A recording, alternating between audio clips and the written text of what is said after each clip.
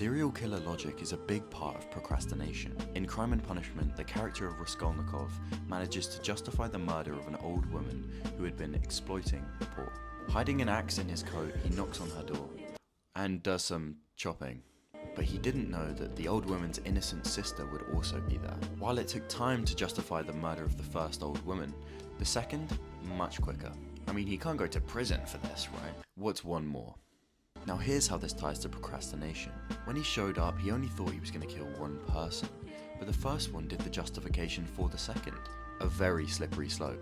In the same way, when you know you have work to do, it's really hard to justify watching an episode of The Office. But the moment you do, a few things happen. At first, you had to choose whether you wanted to start watching. But now it's about choosing to continue. Something autoplay and good thumbnails make it impossible to say no to.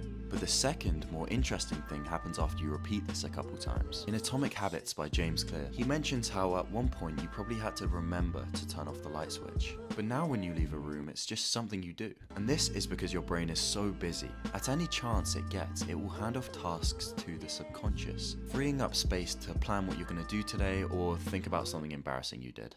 This means that turning off the lights is no longer a conscious decision. It just happens. You don't even get a chance to think about if you want to do it. Just like Raskolnikov didn't decide or weigh up whether or not to kill the second sister, the first murder already made that choice for him. But, of course, the two murders are separate actions. But in a weird way, this is the same as procrastination. Once you justify the first distraction, continuing is easy. And before you know it, the decision's been passed off to your subconscious. And you come to your senses sweaty after watching The Office for 6 hours.